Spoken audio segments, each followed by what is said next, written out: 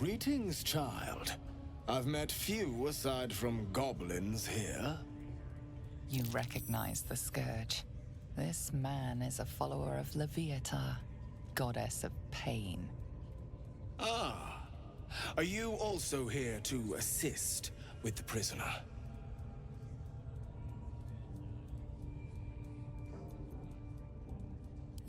I was invited to teach them some of my techniques. I live for pain and its intricacies, you see. But alas, these goblins seem to thrive on the crude and primitive. Pain without purpose is a terrible thing. Wouldn't you agree?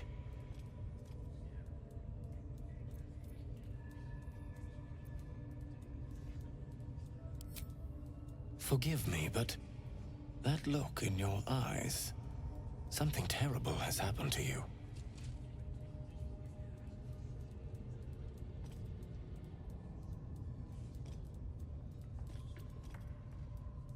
Do not be ashamed, child. What I see in your eyes, in your soul, is only natural. We've all suffered in these dark times.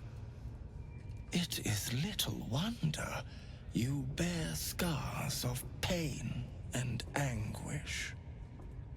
Please, let me alleviate this pain. As the Maiden of Pain, the goddess Leviatha teaches us through penance, administered by my skilled hand. My work can grant peace and serenity, the likes of which few experience. It will be worth it. I promise. I must see this. Don't you dare say no. This man is of common stock. Only the poorest of men need settle for the spectacle of their own gore. Oh, I have something exquisite in mind.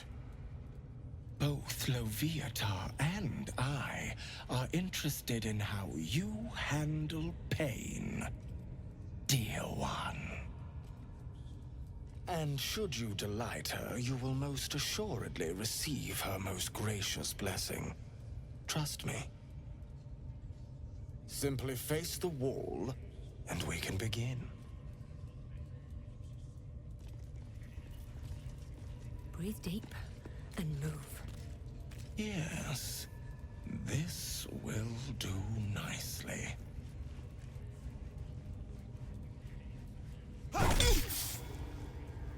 The pain you suffer will cleanse you. Do not fight it.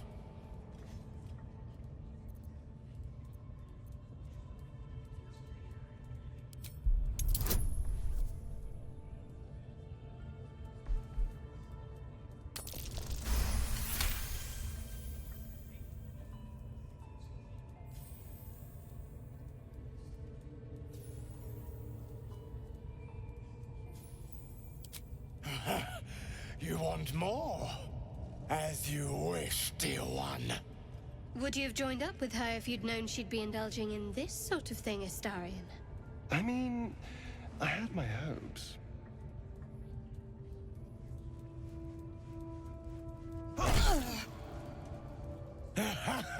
Wonderful. Just wonderful.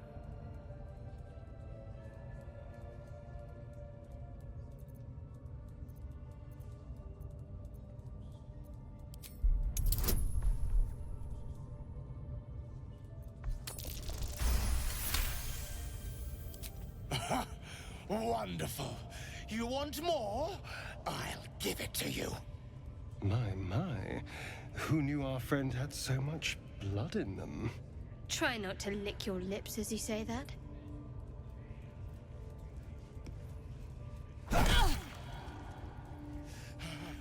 That's it! Welcome the pain. Let it become part of you.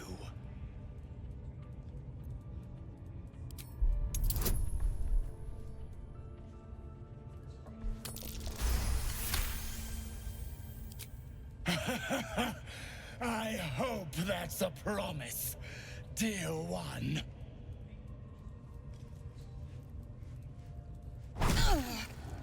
Sweet child, you bore the pain like a true believer.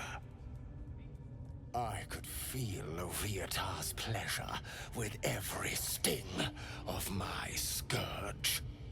I am proud to have served you this penance. You're starting to sound like the goddess herself, dear one. Loviatar herself found your performance inspiring. She has deemed you worthy of her blessing.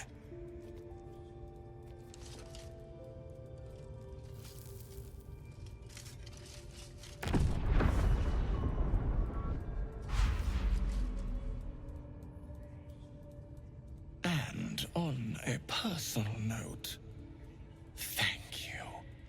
That was positively divine. Well, whatever you're into. Grush, I need to see that again. Ask her. Hello, beautiful. Get in there. We might learn something.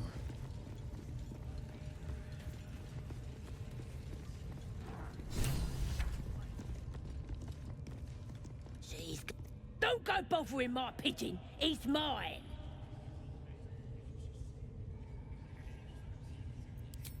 Keep him safe. Listen to him coo.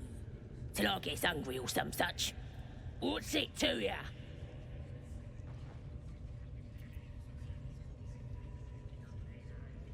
Then catch one on your own.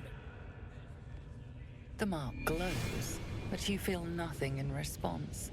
Your illithid power is beyond reach until you rest.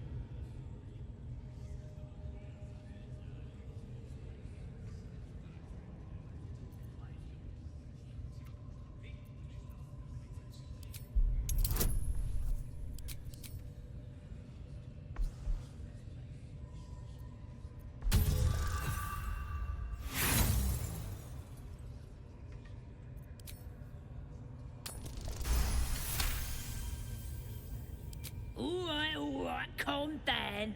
I don't want no trouble. Here's the key. Pigeon's all yours.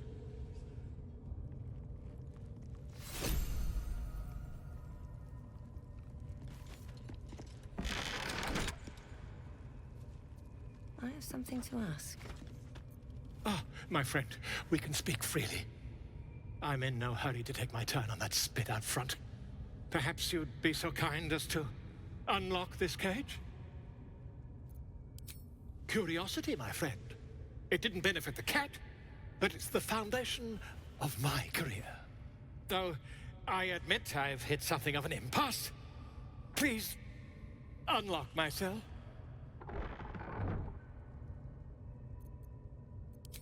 Bless you, my friend.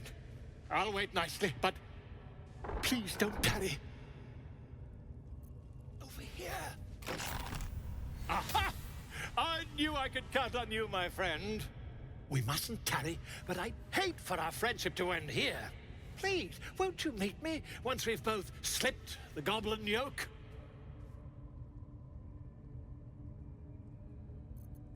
Why, by design, my friend. How better to learn the ways of a people than to live among them?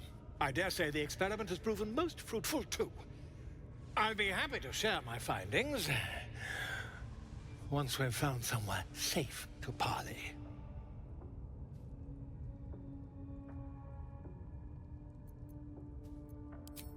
An invisibility potion, my friend.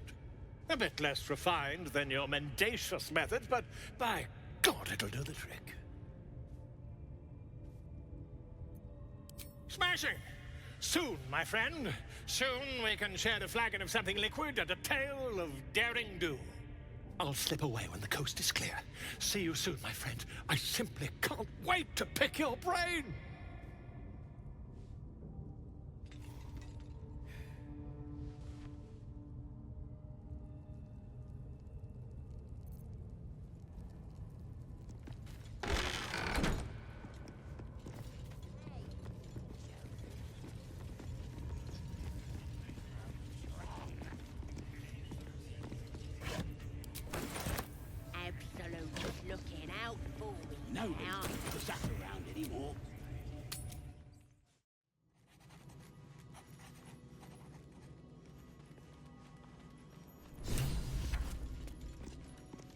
Hey, soldier.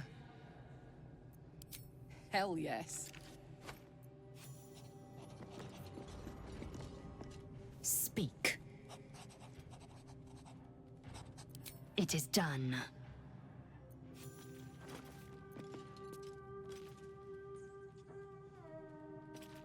Ah, my good fellow. Quite the cozy setup you have here. I'll just make myself comfortable. Thank you so much. I was just settling in and reviewing my latest findings. Mind flayers, cultists, and, of course, your esteemed company. Why, I'm practically an expert. They've tentacles, you know. Quite shocking. The druid Halson had some kind of mind flare specimen in a jar in his quarters. A replica, no doubt, but truly fascinating to see up close.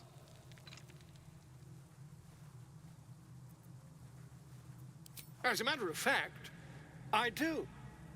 But why do you? That's quite impossible.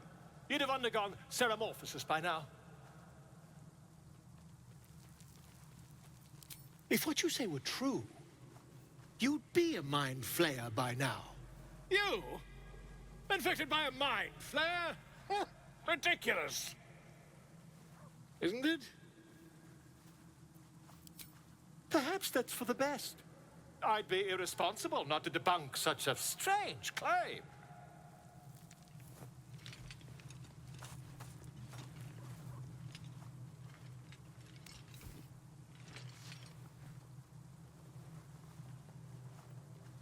If I just peer in your eye, I could quickly... Oh, dear sweet gods!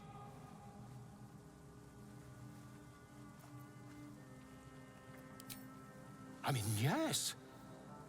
I suppose I can. I'll need to research the particulars, however. Give me a bit of time, and I'll have this little issue sorted.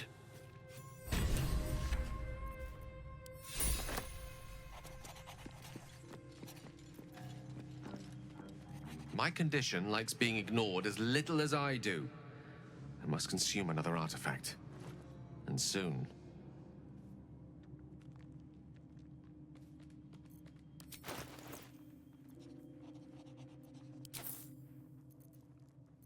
Thank you.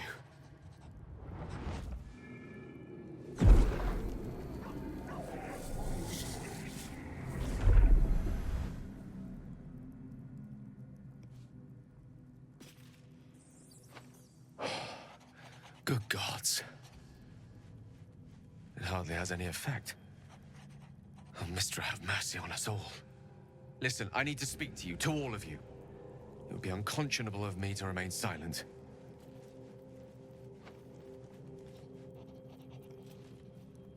I might just be about to remedy that. You have to know who I was. You have to know who I really am. What I am is a walking shadow of the promise I once held. I'm what one might call a wizard prodigy, who from an early age could not only control the weave, but compose it, much like a musician or a poet. Such was my skill that it earned me the attention of the mother of magic herself, the Lady of Mysteries, the goddess Mistra.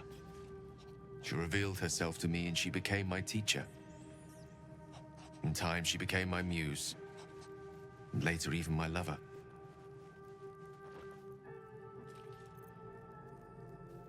Oh yes, we enjoyed each other's company. Body, mind, and soul. But even so, I desired more.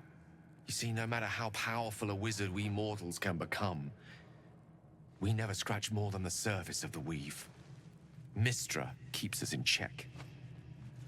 There are boundaries she doesn't let us cross. Yet, every time I was with her, I stood on the precipice, gazing into the wonders that lay beyond. I sought to cross her boundaries.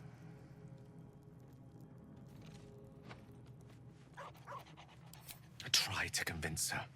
I pouted. I pleaded. Swore my ambition was only to serve her better. She only smiled and told me to be contented. Inconceivable as it seems to me now, I shared a bed with a goddess, yet I wasn't satisfied. So I sought to prove myself worthy to her instead. We come now to the crux of my folly.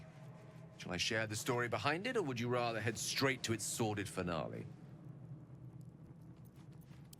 Very well. Here goes. Once upon a very long time ago, a mighty lord lived in a tower. A flying tower, to be precise. I'll save his history for another time, but the gist of it is that he sought to usurp the goddess of magic so that he could become a god himself. He almost managed, but not quite. His entire empire, Netheril, came crashing down around him as he turned to stone. The magic that was unleashed that day was phenomenal. Roiling like the prime chaos that outdates creation. Even the weave itself could not withstand the onslaught. It fractured, then shattered, and all magic was lost to the mortal realms, until the day Mystra returned. She restored the weave, reuniting all its scattered shards. Or so I thought. Until, in the course of my studies, I learned of a book. A Netherese tome in which a piece of the fractured weave had been sealed beyond her reach. What if, I thought, what if, after all this time, I could return this lost part of herself to the goddess? You know me. My gestures can never be grand enough. I was certain that this deed of raw power, draped in romance, would convince Mystra to take me by the hand and welcome me into her hitherto forbidden domains. I was mistaken. I obtained the fabled book and took it into my study. As for what happened next... Here. Place your hand over my heart. Let me show you.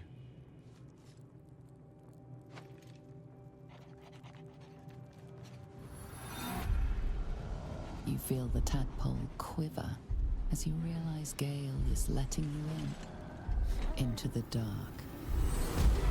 You see through Gale's eyes, staring down the corridors of a dread memory. A book bound and suddenly opened. Inside there are no pages, only a swirling mass of blackest weave that pounces.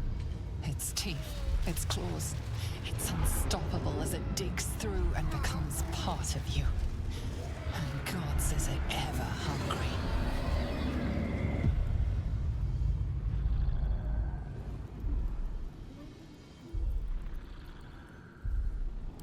Thankfully, the moment I absorbed the fragment wasn't enough to kill me outright.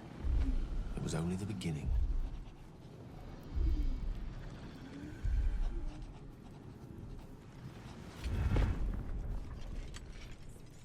This Netherese blight, this orb, for lack of a better word, is balled up inside my chest.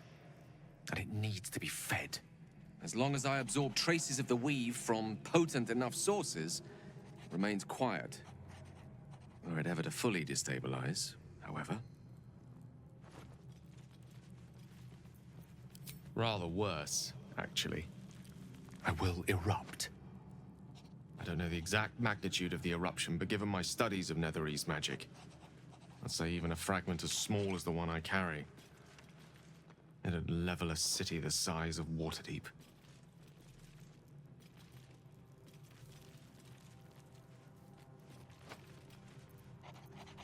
We might chance upon a king's collection of magical artifacts around the corner.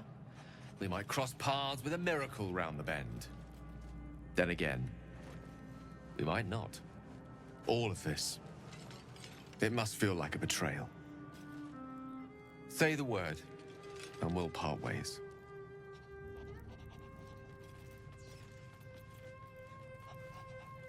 That is a great relief. Oh, a great relief indeed. You truly are a soul that steals my own. From all my new rallied heart, I thank you. I thank you all. I understand if you stand against me. I'm humbled if you stand with me. Either way, I will do my best not to let you down. I stand at a precipice, but if you do not give up hope, neither shall I. I'll fight. I'll resist as long as I can. Now, even I am tired of the sound of my own voice. Let us venture forth. What's on your mind?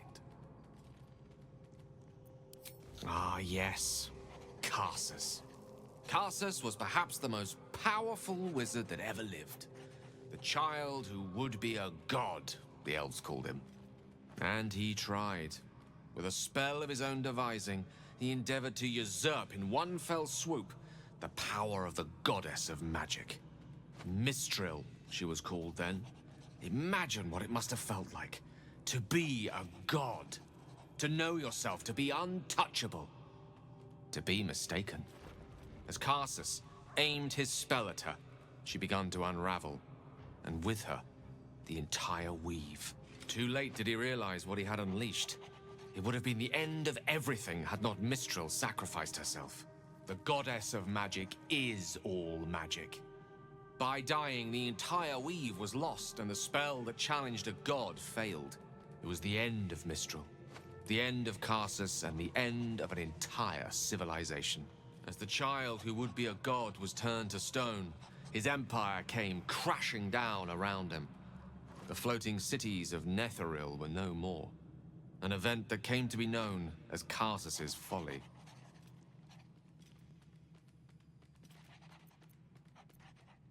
Loving them has its side effects as well.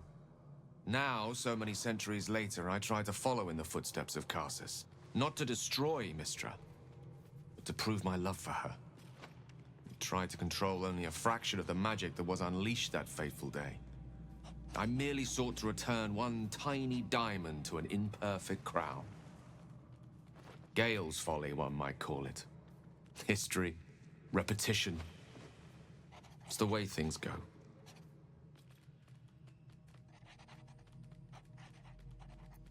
If it should ever come to that, if I ever know I am no longer able to stop it, I will do anything I can to ensure no one but me pays for my mistakes.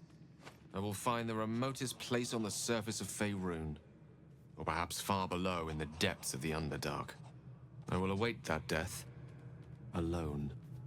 I promise I will not betray your trust. You kept me by your side despite the menace that I am. If worst comes to worst, I will be long gone before the curtain falls.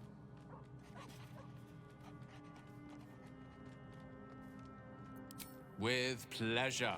Lead on.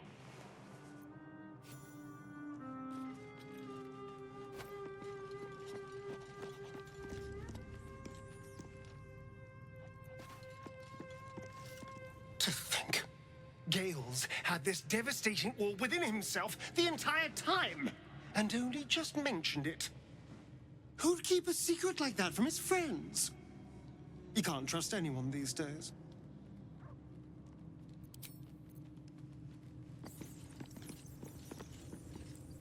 Well met. That's the spirit.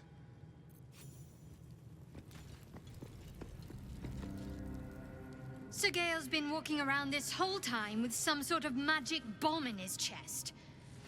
I'm not normally one to begrudge someone their secrets, but that's something I should know.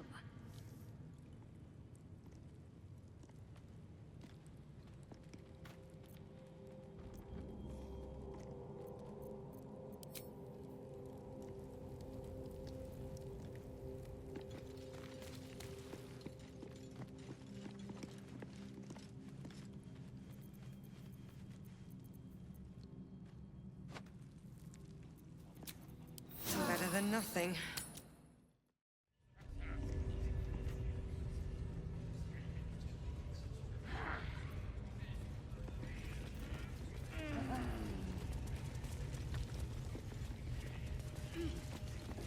Smells like burnt flesh in here.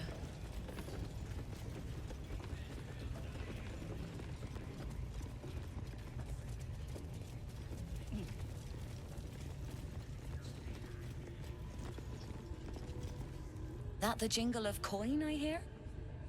You've timed it well, my friend. Already turned quite the profit today, so I'm feeling generous.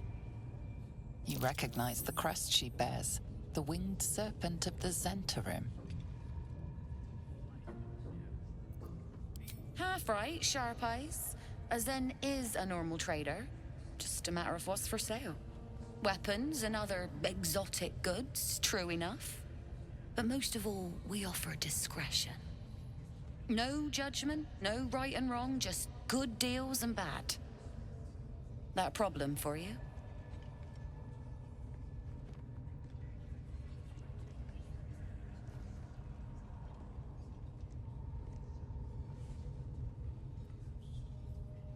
Assuming I believe you. Not really, no. Ever much like Tavaris, truth be told. But the Black Network pays like for like. We will be after you now. But for now, I see no reason we can't make a civilized trade. I reckon you'll be wanting some steel.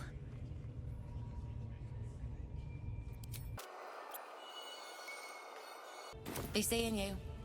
Sooner than you'd like, I expect.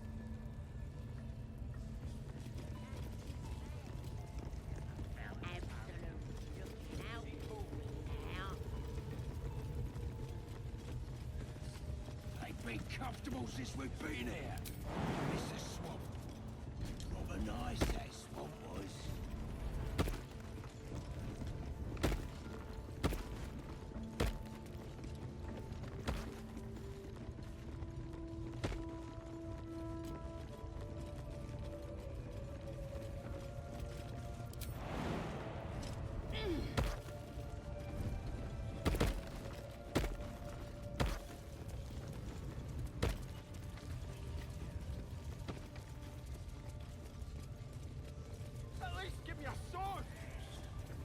We want you dead, you dumb knuckle. Not dead any road. Looks like a trap there. It's like libel. As in, I'm liable to smash your face if you go casting aspersions.